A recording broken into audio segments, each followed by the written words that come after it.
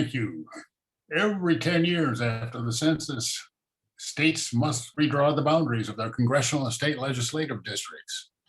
California is one of only 7 states in which an independent redistricting commission draws the lines.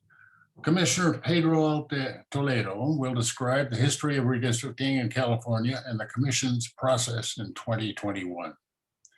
Commissioner Toledo was selected in 2020 to serve as one of 14 commissioners on the California Redistricting Commission. The commission includes members from varied ethnic backgrounds, political affiliations, and geographic locations across the state. In his civilian life, Commissioner Toledo is the Chief Administrative Officer of Petaluma Healthcare Center.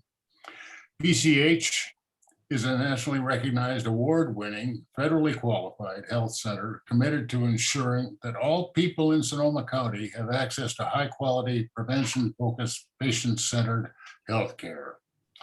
Join us to learn how redistricting happens in our state and how you and your community can participate in the process. Welcome, Commissioner Toledo. Thank you, and good afternoon. I'm going to share slides with you to help guide the conversation today.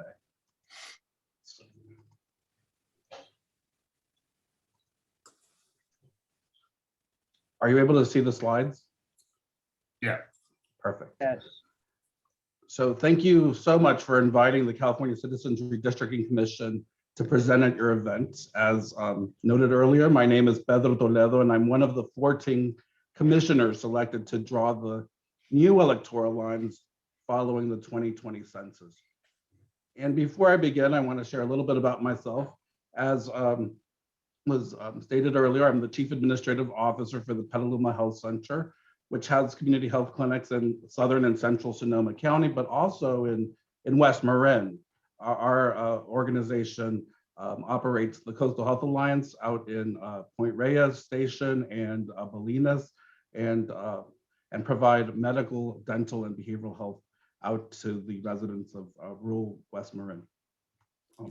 And as a community health clinic executive and the son of a farm worker, I've had an opportunity to serve and advocate for underserved populations my entire career. My father came to the North Bay as a farm worker, as a bracero in the 1950s. And after he became a US citizen, he voted in every single election and instilled in me the importance of civic participation. Ensuring that all Californians have an opportunity to elect representatives of their choosing who will listen to their voices is critical to a thriving democracy. And serving on the commission provides me with an opportunity to ensure that citizens of California and that we all are working towards a more equitable, fair, and just democracy. One thing to note today, California regulations strictly forbid commissioners and staff from taking public input about redistricting matters outside of regularly scheduled commission meetings. However, at any point, you're more than welcome to visit our website and to provide input. I will be able to answer general questions about the PowerPoint, about the process and the issues I present today. So to start with, redistricting is defined as the drawing of new boundaries that determine which Californians are represented by each electoral district. And you may be wondering why we have to redraw districts every 10 years. And it's important to note that a lot changes in 10 years. Communities change, priorities change, interests, goals, the makeups of communities. People are born and pass away and move both within California and into and out of California. And areas where there was once roughly the same number of people or population become unequal. And these are some of the reasons why redistricts have to be redrawn as communities change. The districts need to be updated to reflect those changes. One of the greatest powers that the people of California have is to elect their own representatives to conduct the business of their government. How the district boundaries are configured can make the difference between empowering and maximizing the voters' voices or minimizing and muting those voices. In most other states, politicians redraw districts and often end up drawing what is often referred to as safe districts for themselves to allow them to stay in office.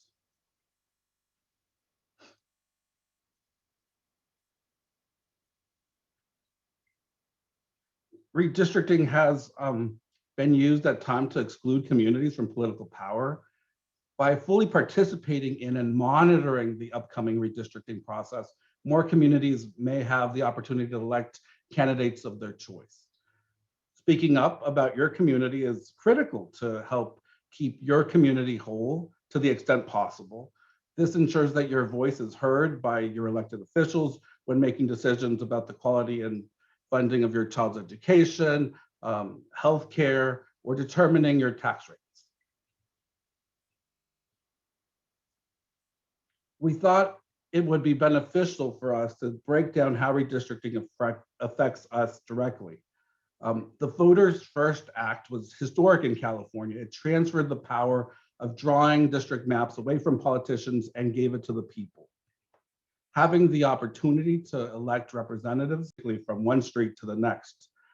Northern California might champion environmental, economic issues, while the Central Valley might champion water and agricultural issues. And Southern California might champion issues dealing with transportation or employment.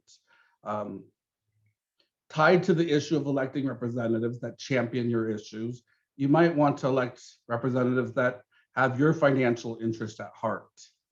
When the time comes to build a budget, you will want a representative that fights to ensure that your community gets financial resources it deserves for various services, such as education, water, fire protection.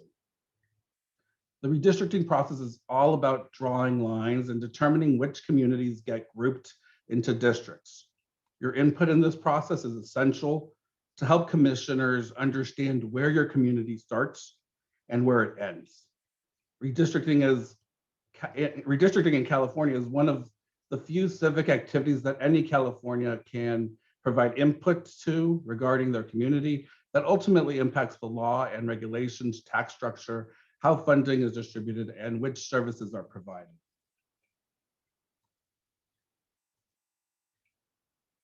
The US Constitution requires that every American receive as close to equal representation as possible in government. As populations of districts change over time, it can leave some people overrepresented and others underrepresented in government. Redistricting evens out the population between the districts. After the federal government publishes updated census information, California must redraw the boundaries of its congressional, state senate, state assembly, and state board of equalization districts so that the districts correctly reflect the latest count of the state's population. Redistricting is based on the idea that each of our voices should be represented fairly by creating districts that have the same number of people. Census results are used to redraw maps every 10 years to account for the ways that populations have changed and moved across the state and districts. At the federal level, reapportionment takes place to reallocate US House seats among the states. This too is done after each national census to ensure that seats are held by the states in proportion to the size of their population. California currently has 53 House seats. This may change after we get the updated census numbers.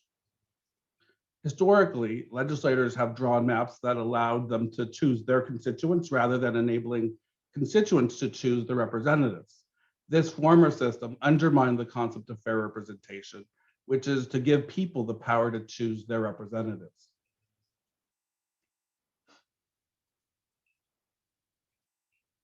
We have talked about how redistricting affects you, and now we will explain why independent redistricting matters.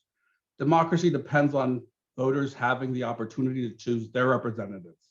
When elected officials redraw the lines of their own districts, they get to design their own territory and choose who their voters are. The slide highlights key terms in redistricting to help you understand why it's important to delegate the power of redistricting to the people. Gerrymandering happens when the election district boundaries are drawn in a way that gives a particular set of people, like a political party or a racial group, an unfair political advantage over another. This graph shows how a jurisdiction with 50 people, 60% orange, 40% purple, 5 districts can be drawn in multiple ways, but it's not always fair. The first 2 examples show 2 ways to draw district lines in a fair manner, where the districts are drawn to reflect the population proportionally. The 2 examples on the far right show ways to draw maps in a manner that does not reflect the population fairly, which is referred to as gerrymandering. This is why independent commissions like the California Commission were created to remove the politics from the process and focus on the people.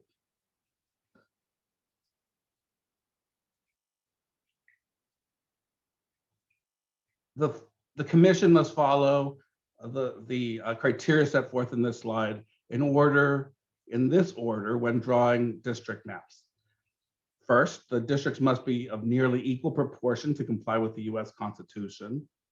The districts must comply with the Voters' Rights Act to ensure that minorities have a fair opportunity to elect representatives of their choice. Districts must be drawn contiguously so that all parts of the district are connected with one another. And fourth, districts must minimize the division of cities, counties, neighborhoods, and communities of interest to the extent possible. Fifth, the district should be geographically compact such that nearby areas of population are not bypassed for more distant populations. This requirement refers to density and not shape though. While practicable, each Senate district should be comprised of 2 complete and adjacent assembly districts. Board of Equalization districts should be comprised of 10 complete and adjacent state Senate districts. In addition, the place of residence of any incumbent or political candidate may not be considered in the creation of a map, and districts may not be drawn for the purpose of favoring or discriminating against an incumbent, a political candidate, or a political party.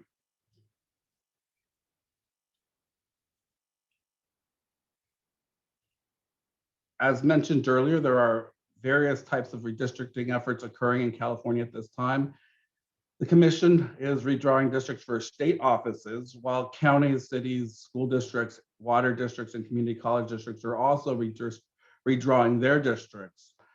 We wanted to bring this to your attention because different efforts are happening simultaneously, and it can be confusing. Aside from being involved in the state redistricting process, we of course encourage you to also be involved in your local redistricting efforts.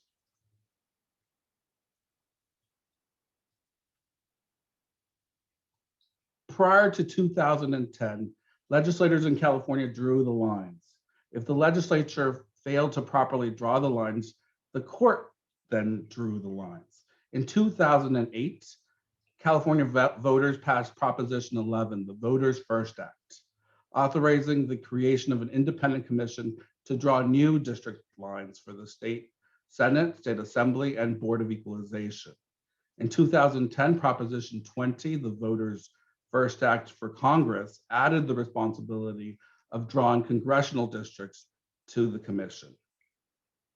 Our goal as a commission is to spread the word that the people's role did not end with being counted in the census, and to collect valuable community input to assist us in the process of drawing new districts.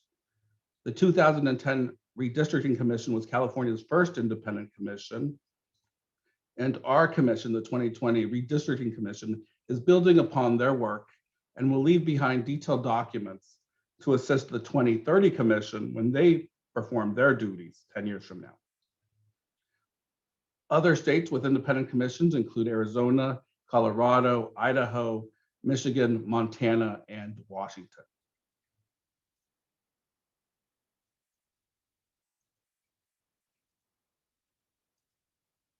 So The commission went through a very rigorous application process that attracted over 20,000 applicants in 2019. After initial review, over 2,000 individuals completed a supplemental application. And after a very thorough and public review, 120 applicants, 40 Democrats, 40 Republican, 40 declined to state, and others were invited to interview, from which 60 were chosen to be presented to the legislature. The California legislature was then allowed to remove no more than 24 candidates from the pool from consideration, leaving a total of 36 candidates. The first 8 members of the commission were selected through a public drawing in July 2020. And the final 6, 2 Democrats, 2 Republicans, and 2 others, were then carefully selected by the first 8 commissioners in August 2020, taking several considerations into account, including political party, geography, race, ethnicity, gender, and expertise.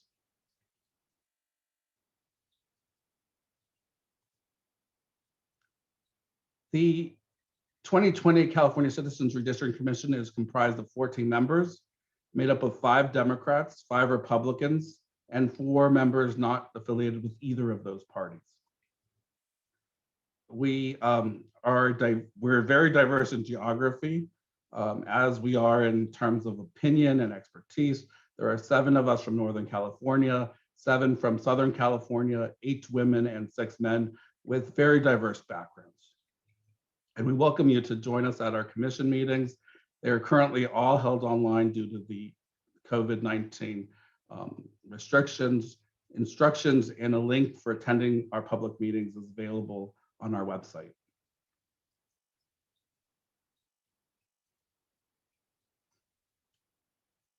After the education sessions, the commission will hold public input meetings and accept community input and public testimony to assist it in drawing the new electoral maps. The commission will draw the maps for 4 different government bodies. For Congress, we will draw 53 maps. For the state assembly, 40, or about 53 maps for Congress, I should say, depending on reapportionment numbers. State Senate, 40, state assembly, 80, and Board of Equalization, 4.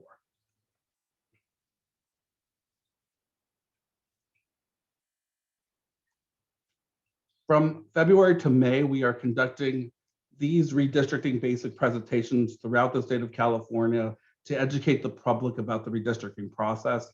And we've divided the state into 11 outreach zones to better manage our outreach efforts and to build relationships with community groups. We're eager to engage with all communities, and we're more than happy to set up redistricting basics presentations with any group that requests one. We plan to have this presentation available in video. As was mentioned earlier, there will be a Spanish presentation on the 26th, and we are hosting other presentations as well.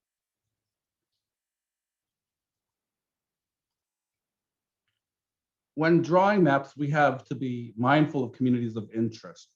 We can obtain the city and county information, but we also need to need the information about communities of interest.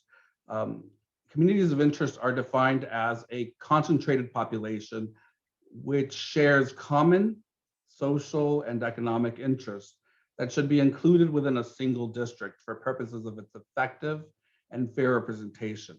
Examples include areas in which the people share similar living standards, similar cultures, use the same transportation or healthcare facilities, have similar work opportunities, or have access to the same media. People can belong to multiple communities of interest. Keep in mind that a community of interest is not the same as a district, but a community of interests are key building blocks of districts.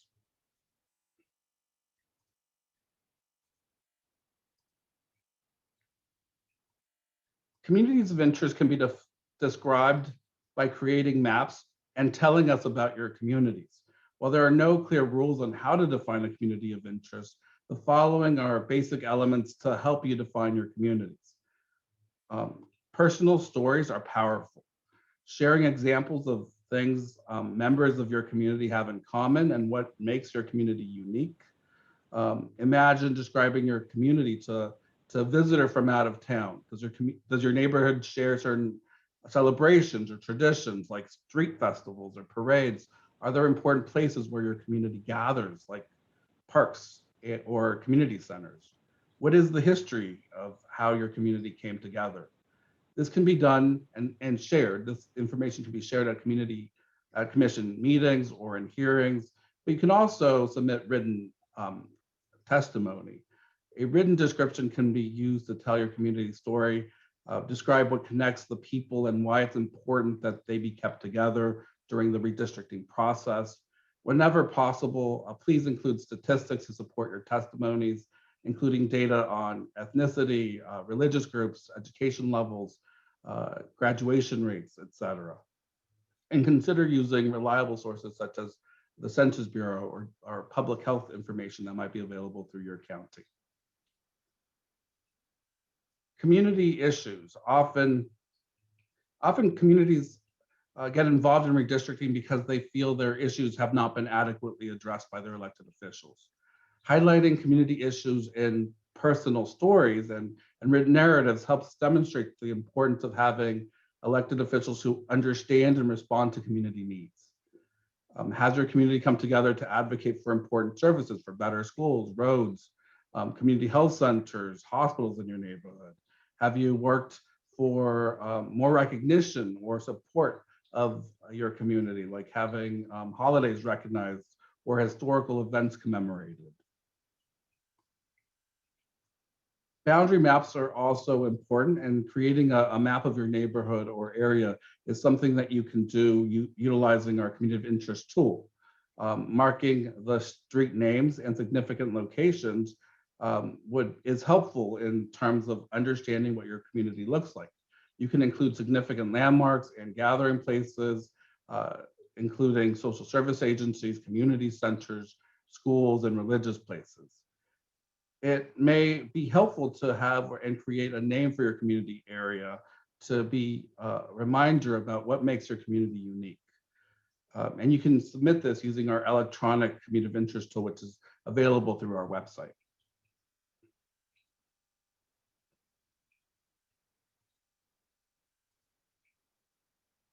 So as mentioned prior, your input is vital to the success of the commission. And we've identified ways for you, ways you can participate in 3 simple steps. 1, describe your community. Tell us about your community. What are your shared interests? What brings you together? What's important to your community? Are there nearby areas you want to be in, that you want to be in your district with? Nearby areas you don't want to be in your district with? Why or why not? Draw your community on a map and send your testimony directly to the commission. All this can be done using an online tool that allows you to describe, draw, and send your input to the commission. And please visit drawmycacommunity.org to provide your input.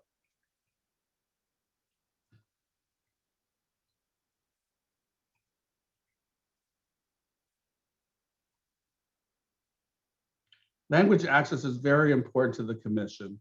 We have taken several steps to ensure more Californians will be able to participate in the process. We've translated materials, our fact sheets, flyers, frequently asked questions. Our redistricting presentation is available in English, Spanish, Chinese, Tagalog, Korean, Armenian, Farsi, Arabic, Russian, and a couple of other languages. And we may provide interpretation services for the public comment section of our business meetings, if provided with 5 days advance notice. Written public input can be provided to the CRC in any format and language and will be translated into English.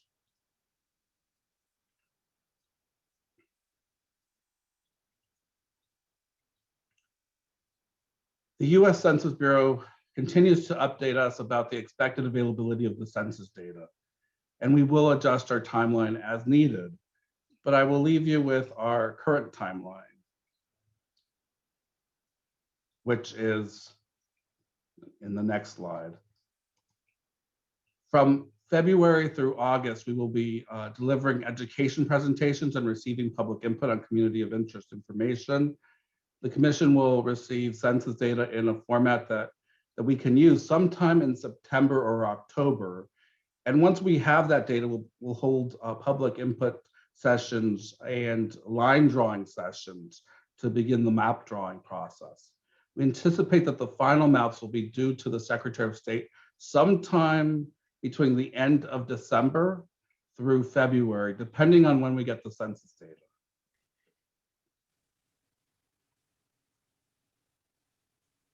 And again, just a reminder for that state regulations prohibit me from taking public input on specific redistricting matters. However, I'm of course available for any general questions about the presentation today. And with that, I'll open it up to questions. Thank you. Thank you, Mr. Toledo. I'm going to start off with one question, and that is, would we be able to get a copy of your slide presentation? Absolutely. The slides, we can certainly provide the slides to you, and they're also available on our website. Great, thank you. Scott, you have a question? Sure, it relates to the community of interest submission using the map. Is the approach one where you get your community together, you identify it and have a representative, and then create a report on what the community is all about and what its interests are, and then you use the mapping tool and submit the lines drawn associated with that community to the commission, and that's considered testimony?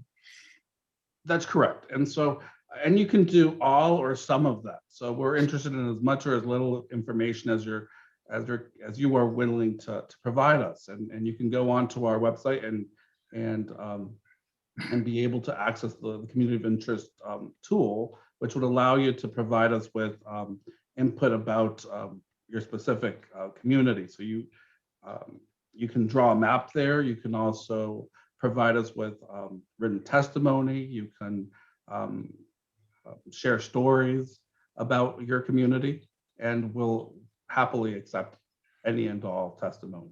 And as a follow-up to that, so basically the map allows you to get down to a discrete neighborhood level. In other words, here in Marin, you pick out a section of, say, San Rafael, whatever it may be.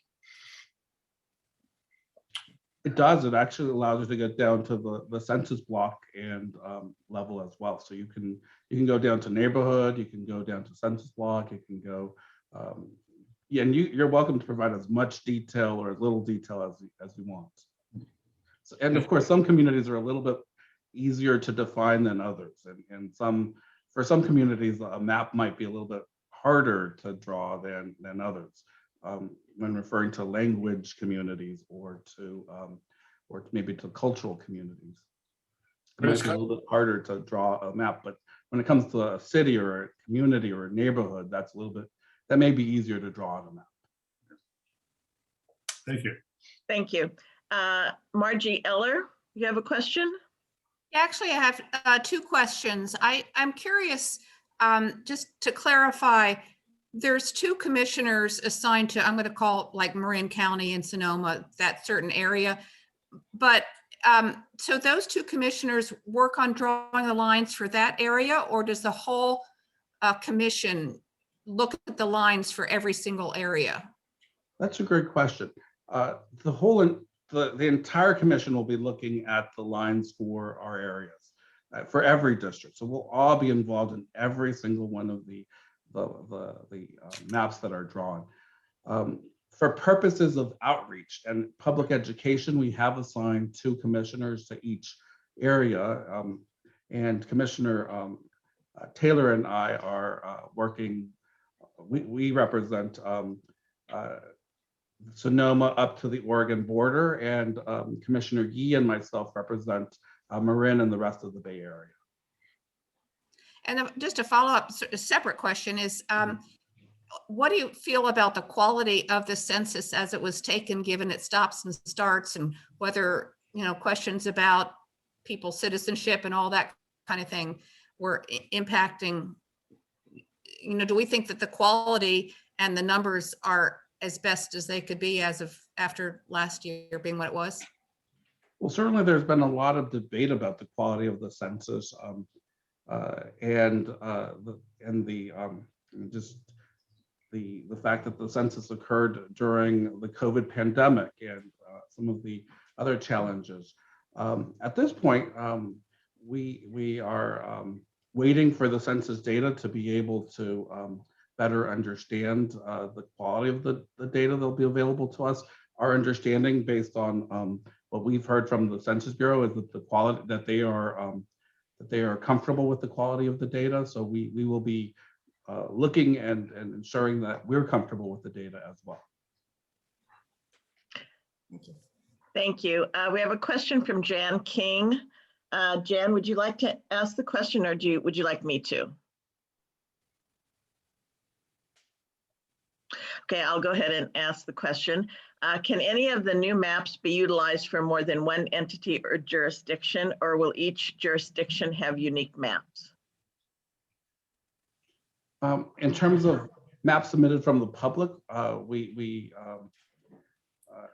if a member of the public submits a map, and I think that's what the question is referring to, it will be used for purposes of the state process. In our redistricting work, we can, and we are working with our vendor to see if we can get that map if a person so desires, to be able to communicate that map to other jurisdictions like the county or the school districts that are maybe redrawing their lines as well. But at this point, we don't have that functionality in our system. We're working on trying to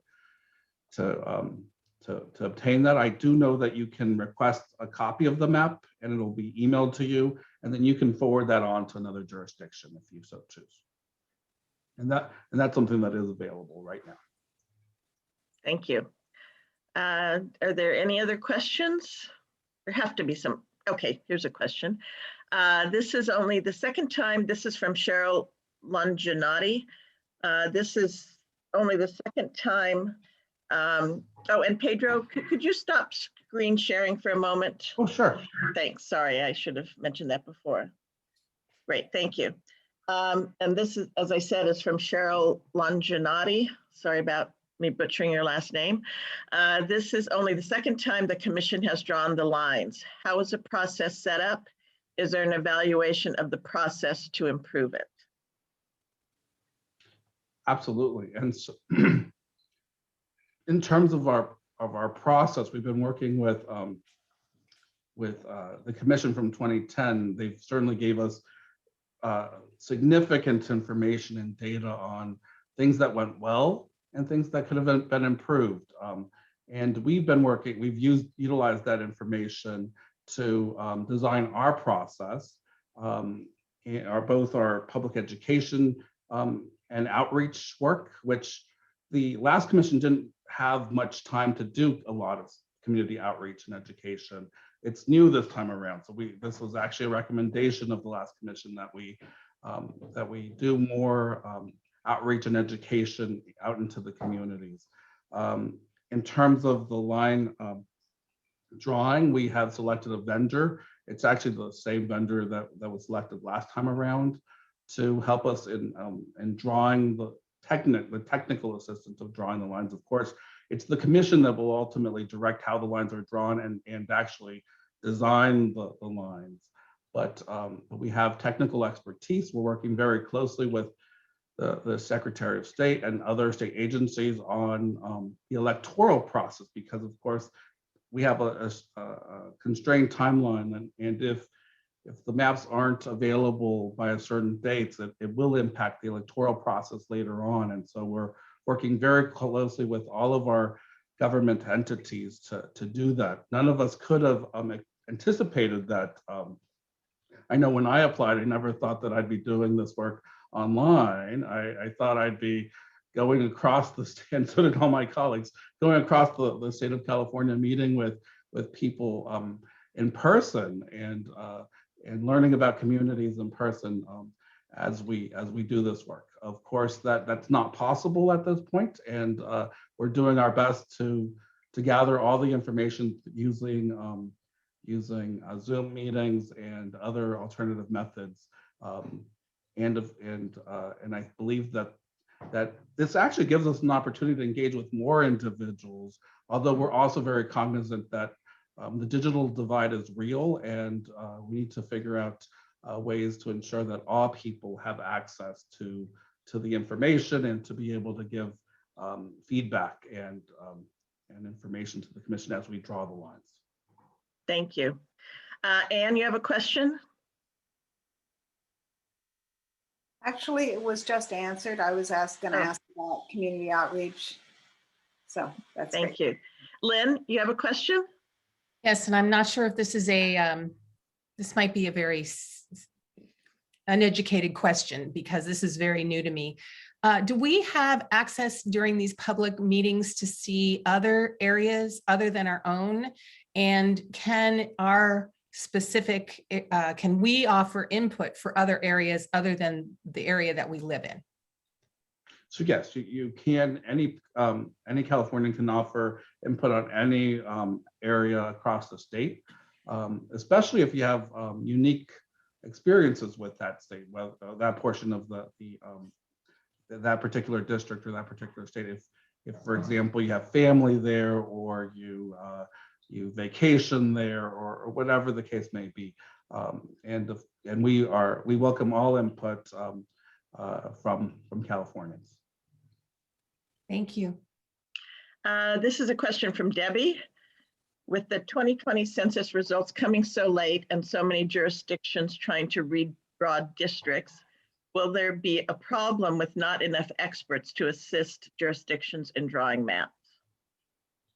That's a great question, and one that we've tackled and been working on. At this point, we believe we have the consultants that we need to be able to do this work. We know that much of this work will be happening from November through December, and of course that presents some challenges as well. Of course, the consultants and the commissioners, we've all signed up to work through the holidays, but and we will do whatever we need to get the maps done in terms of our ability to make ourselves available to do this. However, it is a challenge for community engagement.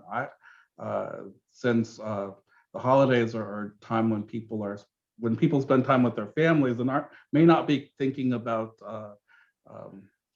the redistricting process, and so we're working through that process and educating the community about our timeline so that they're aware that much of this work may be happening from November to December, and that input the sooner that communities can give us their input, the better, so that we can have it and be able to do the map drawing during that time. Thank you. Scott, you have a question? Yeah, I assume that a couple of maps are submitted to the legislature for acceptance, but let's assume that somebody challenges the maps. Who makes the final decision?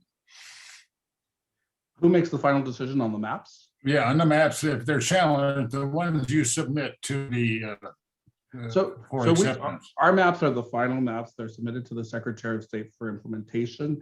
If they are challenged, at that point, the state Supreme Court would review the maps. And they have a primary jurisdiction, so any challenge would go to the state Supreme Court. Thank you. This is a question from Velda. Let me go back to that. Will the final maps be complete for the June 2022 primary election? That's a great question.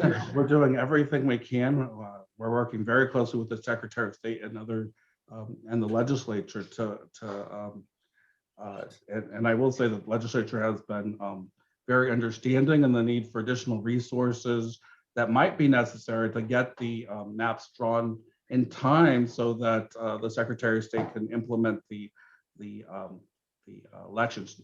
a lot of this really depends on the Census Bureau. We were told by the Census Bureau that we were going to get our data in April, then June, now August, maybe September, and so if we in fact get our data in August or September, it's very likely that we can get our maps drawn by the end of December, early January, which gives the Secretary of State enough time to have the elections in June. If for some reason there are additional delays that may require interventions and including the possibility of moving the primary elections. Thank you. Omar, I believe you have your hand raised. Thank you, Karen, and thanks, Anne, for the invitation. Commissioner Omar Carrera, I'm the CEO of Canal Alliance, a nonprofit serving the immigrant and Latino community in Marin County. Empowering residents from communities that have been impacted by racial and economic disparities to participate of this very important process requires resources. I'm wondering if the state of California is considering allocating grants for organizations that are working with these communities to support the process and the engagement. That's a great question, Mr. Carrera.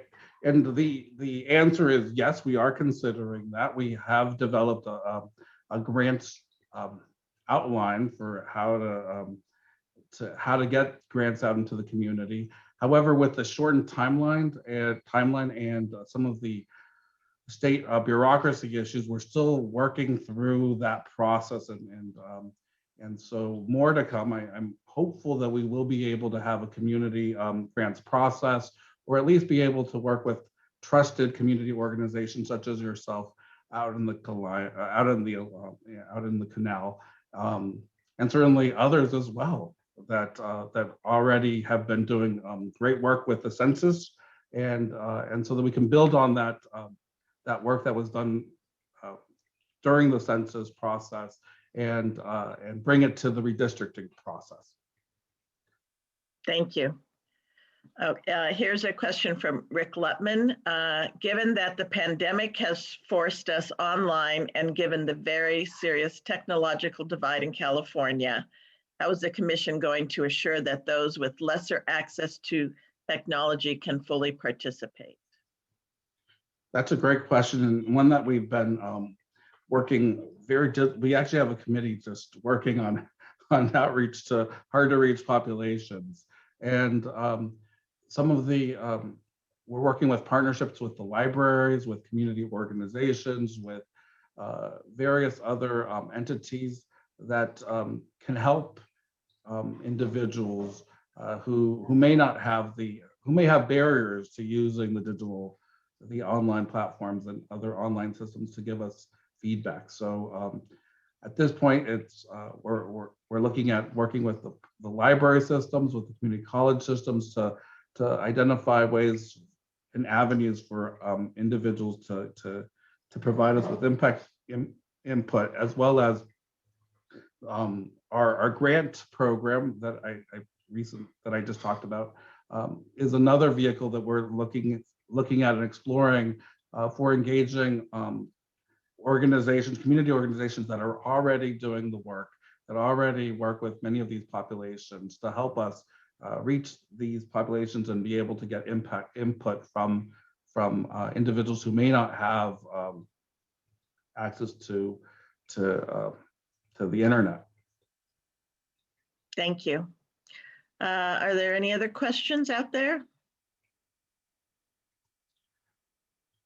And I would just add, if there's other ideas for engaging communities that might have difficulty in accessing us through the internet, please send them our way, because we're thinking about this all the time. And if you have ideas on discrete populations that may not be heard in Marin County or Sonoma County throughout the North Bay, please send them our way. We are working to try to resolve these issues as we hear from them. And we're exploring different options, and certainly any community input. You know your community better than the commission does, and we want to make sure that if we have that information, we will do our best to try to increase engagement from groups that historically haven't been involved for one reason or another. Debbie, I believe you have a question. Yes, I appreciate very much having the opportunity to participate in this kind of presentation, but I'm wondering what the efforts of the commission are to reach out to the public and let them know about the work and your timeline other than this type of presentation. Yeah, much of the work that we're doing is going out to community groups such as this one and others across the state. So far, I believe over 40 presentations have been done. We're also working with the media to do radio spots, articles, and other types of media presentations to get the word out to the public, including in various languages. So using the Spanish media, the other minority language media to be able to get the word out into those communities, as well as other individuals who may be interested in participating. Thank you. Robin Diederich, you have a question? Yes, and I think you may have already touched on this, Mr. Toledo, but have you considered using the groups that worked on the census to then reach out to all their contacts for redistricting? It would seem like it would be very similar, and it would be very efficient to do it that way.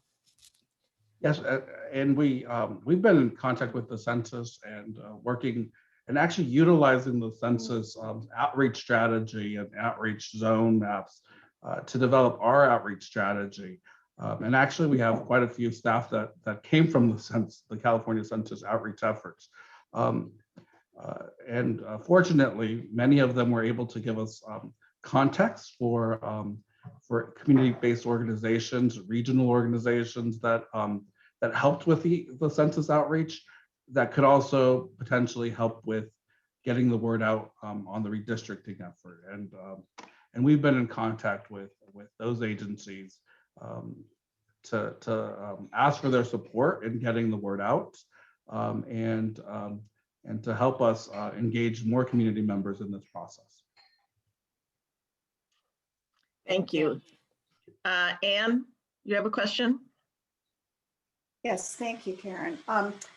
Thank you so much, Pedro, for being with us today. This has just been terrific. Really appreciate your joining us and giving us all this really important information. My question is also about outreach, because I think that it's so critical that people who need to know this have an opportunity to learn it. And following up on the idea of possibly having grants available to groups who want to be involved in this and define their communities of interest. How are you going to get the word out on that if you do have grants available? That's a good question. And we are in this, so we would be, if we do grants, and that's if we're able to get it through the state agency that we're working with, then those grants would go through a third-party administrator.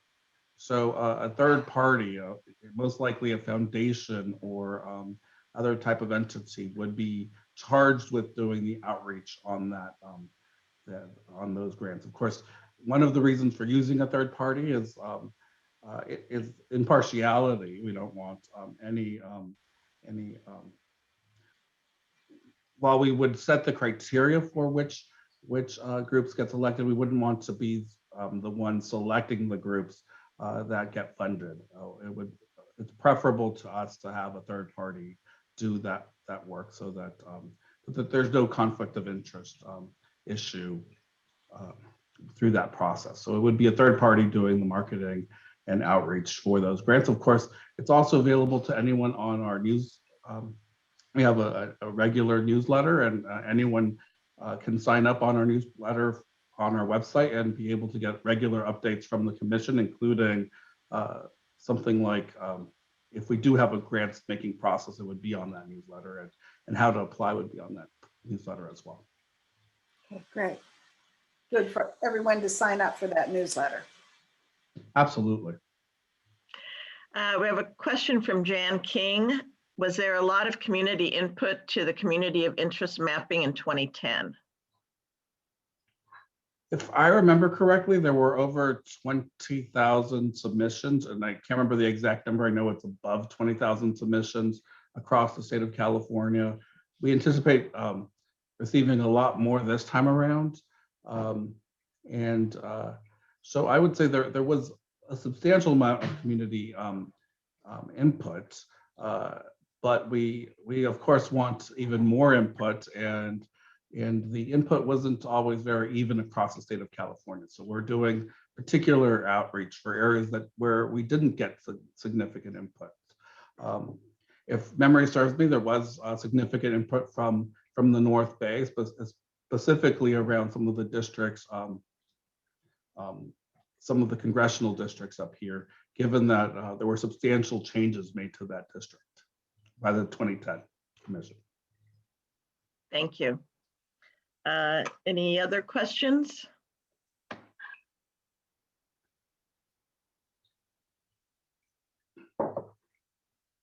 Not seeing any others. Anybody have their hand raised that I'm missing?